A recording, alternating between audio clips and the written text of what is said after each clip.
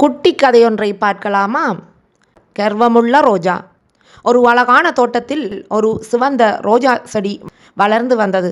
அதை பார்ப்பதற்கு மிகவும் அழகாக இருந்ததனால் தோட்டத்திற்கு வருபவர்கள் அனைவரும் அதையே புகழ்ந்து பேசினார்கள். இதனால் அந்த ரோஜாவுக்கு தன் அழகின் மீது மிகுந்த திமிர் ஏற்பட்டது.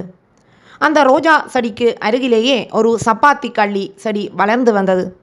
அதன் உடல் முழுவதும் முட்கள் நிறைந்திருந்தன. ரோஜா செடி அடிக்கடி அந்த சப்பாத்தி கள்ளியை பார்த்து கேலி செய்யும். ஏய் முள் செடியே, நீ எவ்வளவு விகாரமாக இருக்கின்றாய்! உன் உடல் முழுவதும் முட்கள், உன்னை பார்த்தாலே அருவருப்பாக இருக்கின்றது.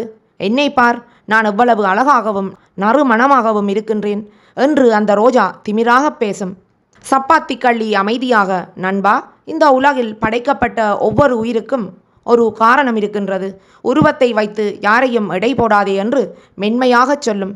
ஆனால் ரோஜா அதன் பேச்சை கேட்காமல் தொடர்ந்து அதை அவமானப்படுத்தி கொண்டே இருந்தது.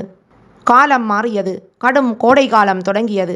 தோட்டத்தில் இருந்த செடிகள் எல்லாம் தண்ணீரின்றி வாடத் தொடங்கின. அழகான ரோஜா செடியின் இதழ்கள் கருகத் தொடங்கின. அதன் அழகு மெல்ல மெல்ல மறைந்தது. அப்போது அந்த ரோஜா ஒரு காட்சியை கண்டது. ஒரு சிட்டுக்குருவி பறந்து வந்து அந்த சப்பாத்தி கள்ளியின் தண்டு பகுதியில் தன் அலகால் குத்தி தண்ணீரை அருந்தியது. சப்பாத்தி கள்ளி தண்டுக்குள் சேமித்து வைக்கப்பட்டிருந்த நீரால் அந்த குருவியின் தாகம் தீர்ந்தது. தாகத்தால் வாடிக்கொண்டிருந்த ரோஜா தான் இவ்வளவு காலம் கேலி செய்த சப்பாத்தி கள்ளியிடம் உதவி கேட்க வெட்கப்பட்டது. ஆனால் நிலைமை மோசமானதால் அது தயங்கி தயங்கி சப்பாத்தி கள்ளியிடம் உதவி கேட்டது. நண்பா, உன்னை நான் மதிக்காமல் பேசினேன். ஆனால் இப்போது நான் தாகத்தில் இறந்து கொண்டிருக்கின்றேன். எனக்கு சிறிது தண்ணீர் தர முடியுமா என்று கேட்டது.